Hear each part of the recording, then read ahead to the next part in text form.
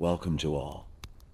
Come closer and let the fire guide your imagination to a vivid story. Iris was just 19 years old when everything fell apart. She had nothing. No home, no family, no reason to smile. But today, her art covers walls in 12 cities around the world.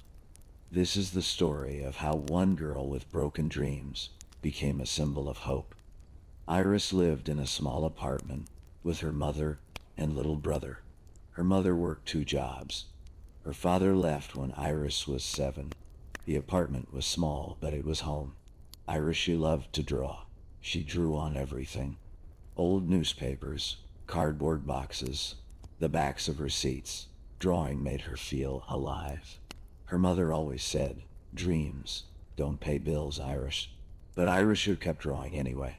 She drew her dreams when the world felt too heavy. One night, everything changed. Fire spread through their building. Smoke filled the air. Iris woke up coughing. Her mother screamed her name. They ran. Her little brother held her hand tight. They made it outside. But when Iris turned back, flames covered their windows. Everything was gone. Their clothes, their photos, their memories. Iris lost every drawing she ever made. That night, they slept in a shelter. Iris just stared at the ceiling. She felt empty inside. What was the point of dreams now? Days passed slowly. They moved from shelter to shelter. Her mother's eyes looked tired and sad. Her brother stopped talking much. Iris tried to help. She looked for work, but nobody wanted to hire a girl with no address. Nobody trusted someone with dirty clothes. One afternoon, Iris sat in the park. She had no energy left. A man sat next to her on the bench. He was old and wore a paint-stained jacket. He was drawing in a notebook. Iris watched his hands move. He noticed her watching. "You like art?" he asked. Iris nodded. "I used to draw," she whispered. "Used to?" The old man raised his eyebrows. "Art doesn't leave you. It waits." He handed her a pencil. "Draw something. Anything." Iris hesitated. Her hands shook. But she took the pencil. She drew a small bird. It looked weak, but it had wings. The old man smiled. "That bird wants to fly. Let it." He stood up. Before leaving, he placed something on the bench. A box of chalk. Bright colors. Red, blue, yellow, green. Iris had picked up the box. She held it like treasure. That evening, Iris walked through empty streets. She saw a gray wall. Nobody around. She thought about the old man's words. "Art doesn't leave you." She opened the chalk box. Her hands moved before her mind could stop them. She drew the bird again, this time bigger, this time with color. The bird flew across the gray wall. It looked free. For the first time in weeks, Iris smiled. The next morning, people walked past that wall. Some stopped. Some took photos. Iris watched from far away. She saw a woman smile at her bird. A little girl pointed and laughed with joy. Something warm filled Iris's chest. Her art made someone smile. Maybe dreams could live, even in broken times. Iris started drawing every night. She found walls that nobody cared about. Old buildings, empty alleyways, forgotten corners. She drew birds, flowers, stars, faces. Each drawing told a story. Each one said, "Don't give up." People started noticing. Some left notes near her drawings. "This made my day better. Thank you for the beauty." "Who are you?" Iris never signed her name. She just drew and disappeared, but her mother found out. One night, her mother followed her. She watched Iris draw a sunrise on a crumbling wall. When Iris finished, her mother stepped forward. "Iris, what are you doing?" Her voice was sharp. "This is illegal. You could get arrested. We have enough problems." Iris felt tears coming. "Mom, I need this. When I draw, I feel alive again." Her mother's face softened, but her words stayed hard. "Art won't feed us. Art won't give us a home. Stop wasting time on stupid dreams. Those words hurt more than the fire. Iris went back to the shelter that night. She lay in bed, silent. Was her mother right? Were dreams stupid when life was so hard? She thought about giving up, but then she remembered the woman who smiled, the little girl who laughed. Her art helped someone. Maybe that mattered. Maybe helping people smile was not stupid. The next day, Iris made a choice. She would keep drawing, but she would be more careful. She would draw where nobody could stop her. She would draw bigger and better. She would prove that art had power. Weeks passed. Iris's drawings appeared all over the city.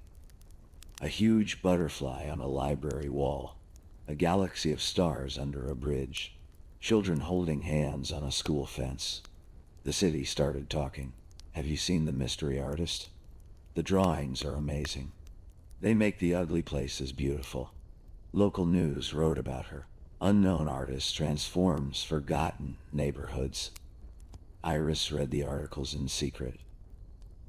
She felt proud but scared. More attention meant more risk. One evening, Iris found the perfect wall, an abandoned building near the river. The wall was huge and empty. She planned her biggest piece yet, a girl releasing 1,000 birds into the sky. Rebirth. She worked for 3 hours. Her hands ached, but she didn't stop. The colors blended perfectly. The birds looked alive. She stepped back to see her work. It was beautiful. It was her best piece yet. Suddenly, a voice shouted behind her. "Hey, stop right there!" A security guard ran toward her. Iris grabbed her chalk and ran. Her heart pounded. She ran through dark streets, breathing hard. Behind her, footsteps echoed. She turned a corner and hid behind garbage bins. The footsteps passed. She waited. Silence. She was safe. But fear crawled through her body. What if they caught her next time? What if they put her in jail? Her family needed her. Maybe her mother was right. Maybe this was too dangerous. Iris walked back to the shelter slowly. Doubt filled her mind. She thought about stopping. She thought about living a normal, safe, colorless life. But when she arrived at the shelter, something surprised her. People crowded around a small television. They were watching the news. On the screen, her drawing appeared. The girl releasing birds. The reporter spoke with excitement. This stunning piece appeared tonight. The artist known only as the bird painter continues to inspire our city. This work reminds us that even in darkness, we can find wings to fly. A woman in the shelter wiped her eyes. "That's so beautiful," she whispered. Iris's brother tugged her sleeve. "Sis, look." Someone drew something amazing. He didn't know it was her, but his eyes shined with wonder. Iris felt something break inside her. Not break like destruction, break like a wall falling down. She realized something important. Art was not stupid. Art was necessary. When people hurt, they need beauty. When the world feels dark, they need light. Her drawings were giving light. How could she stop now? The next morning, Iris made a decision. She would be smarter and braver. She would find a way to draw safely. She needed help. She needed to learn. She went to the park where she met the old man. She waited for hours. Finally, he appeared. He sat on the same bench with his notebook. "Iris," he said, recognizing her immediately. "I've seen your work around the city." She blinked in surprise. "How did you know it was me?" He smiled. "I recognize the bird. It's the same one you drew that day. A little stronger now, but still the same spirit." Iris sat next to him.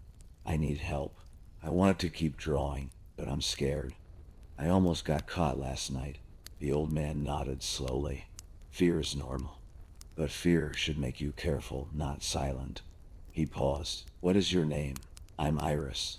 "I'm Roland," he said. "I was a street artist for 30 years. I know the risks. I also know the rewards. Let me teach you. Roland became Iris's teacher. He taught her which walls were safe. He taught her to ask permission from building owners. He taught her techniques to work faster. He taught her about spray paint and stencils. Chalk is beautiful but temporary, he explained. If you want your message to last, learn other methods. He gave her supplies. Spray cans, protective masks, gloves. He even gave her a small camera. Document your work. Build a portfolio. Maybe one day you'll need it. Iris learned quickly. Her new pieces were bigger and bolder. She painted a mural of hands reaching toward the sun. She painted children dancing in the rain. She painted her mother's tired face with the words underneath. Heroes don't wear capes. People love that one. Someone posted it online. It went viral. Thousands shared it. Comments flooded in. This speaks to every working parent. This is what real strength looks like. We need more art like this. But success brought new problems. A local gallery owner named Mr. Voss saw the viral post. He wanted to find the bird painter. He wanted to sell her art for profit. He hired people to watch the streets. He offered money for information. Iris heard about this from Roland. Be careful, he warned. Mr. Voss doesn't care about art. He cares about money. He'll use you and throw you away. But Iris felt curious. If someone wanted to pay for her art, maybe she could help her family. Maybe they could afford a real apartment again. Maybe her mother wouldn't have to work 2 jobs. One evening, Iris decided to meet Mr. Voss. She found his gallery in the expensive part of town. Inside, paintings hung on white walls with bright lights. Everything looked clean and fancy. Mr. Voss was a tall man in an expensive suit. He smiled too wide. You must be the bird painter, he said. Iris didn't confirm or deny. Why do you want to find this artist? She asked carefully. Mr. Voss gestured around his gallery. I want to help them succeed. Street art is raw and beautiful, but it fades. I can preserve it. I can sell it. I can make the artist rich. He leaned closer. If you know who they are, bring them to me. I'll give you 10% of every sale. Iris felt uncomfortable. Something about him felt wrong. What if the artist doesn't want to sell? She asked. Mr. Voss's smile faded slightly. Everyone wants money, dear. Everyone has a price. Iris left the gallery quickly. His words echoed in her mind. Everyone has a price. Was that true? Did money matter more than message? She thought about her mother's tired face. She thought about her little brother's worn shoes. She thought about the shelter's cold floors. Money could fix those problems, but at what cost? That night, Iris painted another mural. This time she painted a bird in a golden cage. The cage door was open, but the bird stayed inside. Under it she wrote, "Freedom is a choice." She didn't realize how much that piece spoke about her own struggle. The next day, Mr. Voss saw the mural. He understood the message. The bird painter was rejecting his offer. He got angry. If he couldn't buy her art, he would steal it. He hired people to photograph all her murals. He made prints and sold them.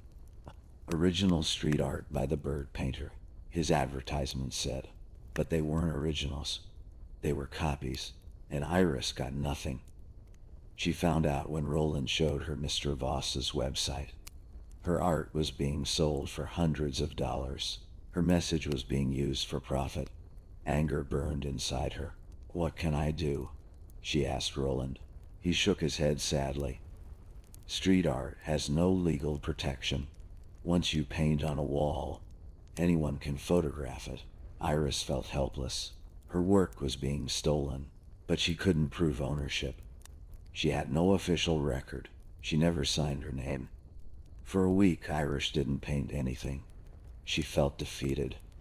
What was the point if people just stole her work? Her mother noticed her sad mood. One evening, her mother sat next to her. You've been quiet, she said gently. Iris shrugged.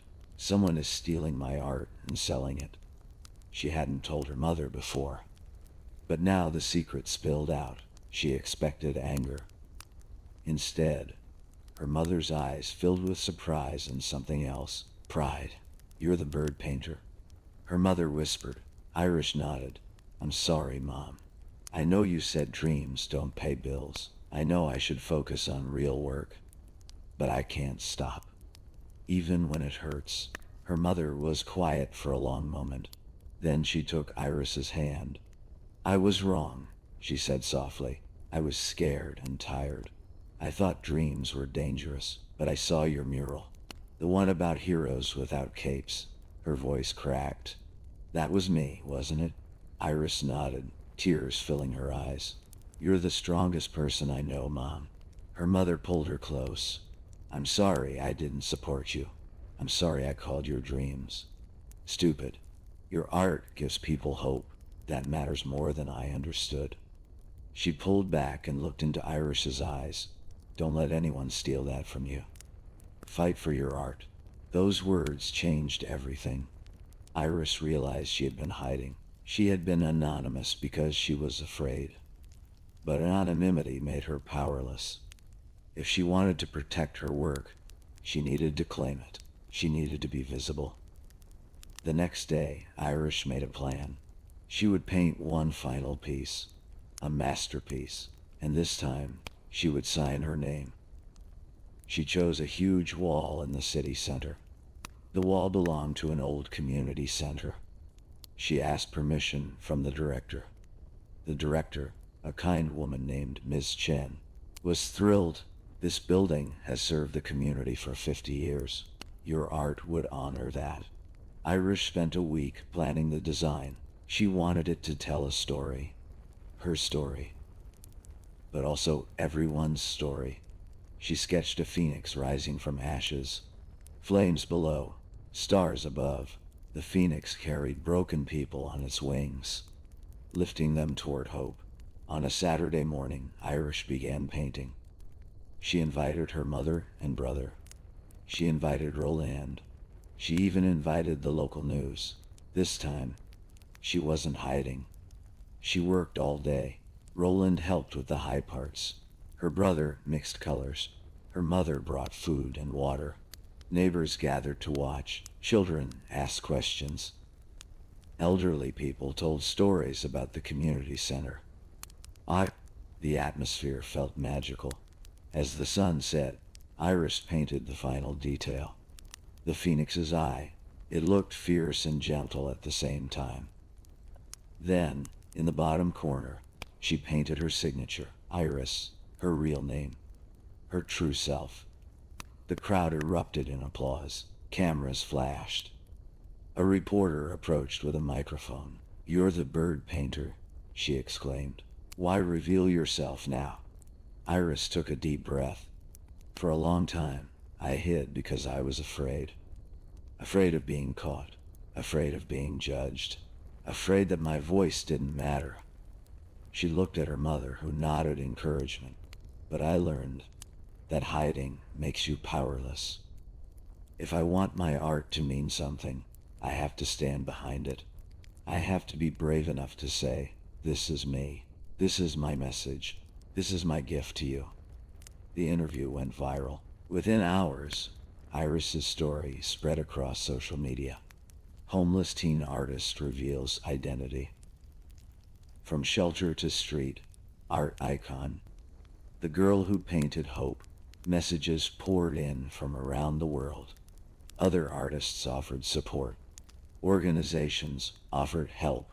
And then something unexpected happened. A famous street artist from another country saw her story. His name was Soren. He was known worldwide for his powerful political murals. He sent Iris a direct message. Your phoenix moved me. I'm organizing an international street art festival. Would you like to participate? We'll cover all expenses. Iris couldn't believe it. An international festival, a real opportunity. She showed the message to Roland. He grinned widely. This is your moment. Take it.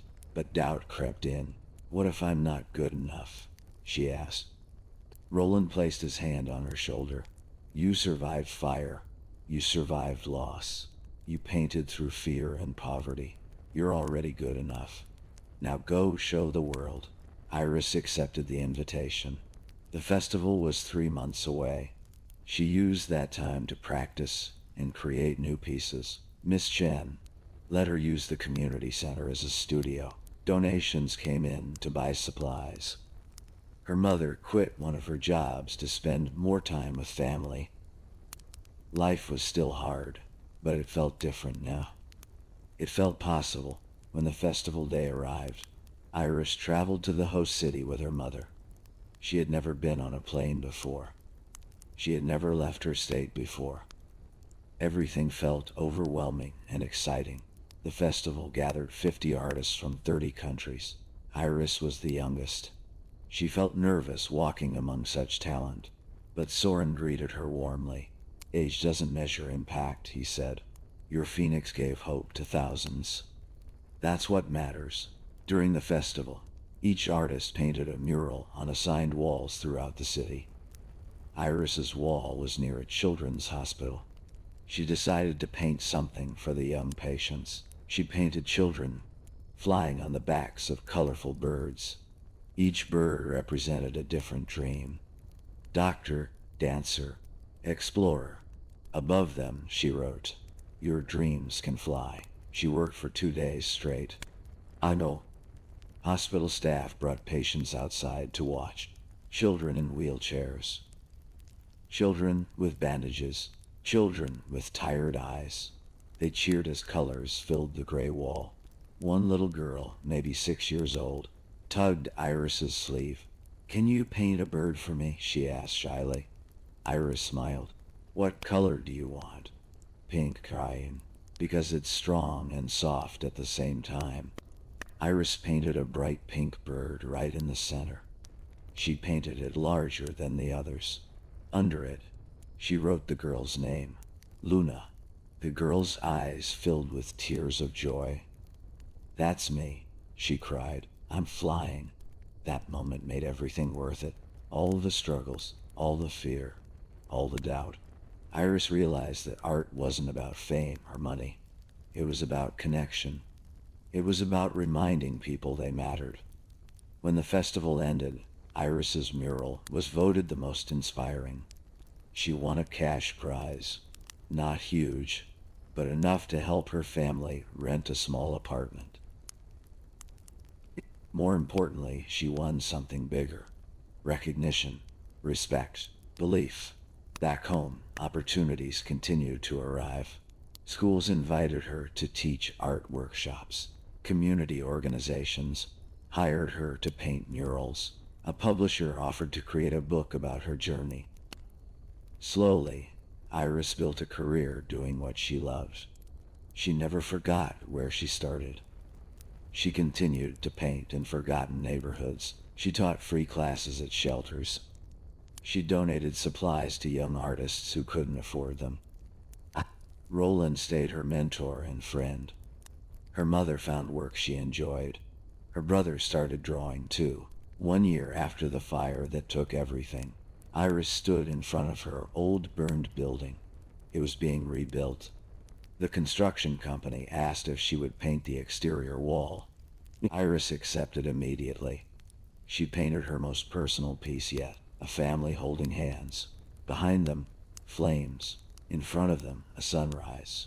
The title said, From Ashes We Rise. On the day of the unveiling, her whole community gathered. Neighbors who lost their homes in the fire. Firefighters who saved them. Shelter workers who helped them survive. The mayor made a speech. This mural represents our city's spirit. No matter how hard we fall, we get back up. No matter how much we lose, we rebuild. And sometimes from tragedy comes beauty. Iris stepped forward to speak. She looked at the faces around her. People who knew her struggle. People who shared her pain. A year ago, I lost everything in that fire, she began. I lost my home. I lost my belongings. I lost every drawing I ever made. I felt like my life was ending. She paused. But I learned something important. You can lose everything and still have something left. You have your spirit. You have your voice. You have your ability to create and to hope. She pointed at the mural. This painting isn't just about me. It's about all of us. Everyone here has survived something hard. Everyone here has faced their own fire. But we're still standing. We're still dreaming. We're still building something beautiful from the ashes. The crowd applauded. Some people cried. Iris's mother hugged her tight. I'm so proud of you, she whispered. That evening, Iris sat in her new apartment. It wasn't fancy, but it was theirs. She looked at her hands.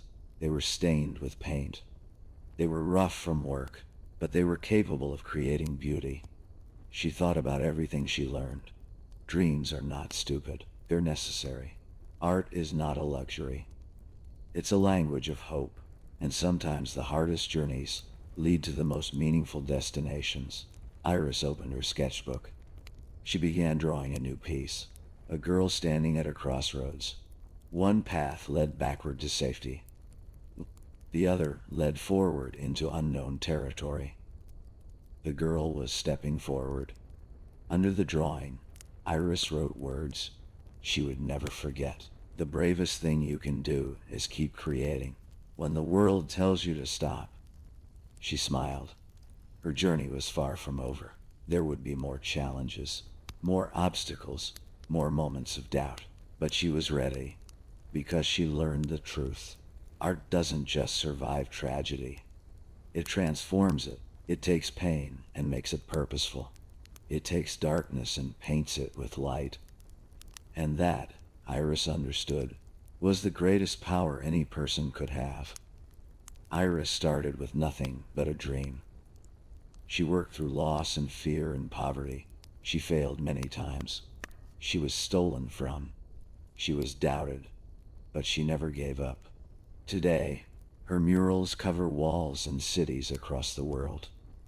But more than that, she found her voice. She found her purpose. She found proof that broken things can become beautiful. This story teaches us three important lessons. 1. Your circumstances don't define your potential. Iris was homeless, but she created art that moved thousands. Your voice matters, even when others try to silence it.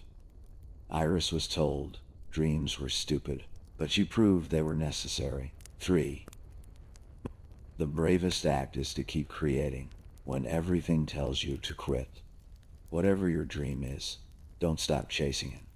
Remember, from ashes we rise. Every ending is a new beginning. Every fall teaches us to fly. If this story touched your heart, share it with someone who needs hope today. And remember, your story isn't over yet.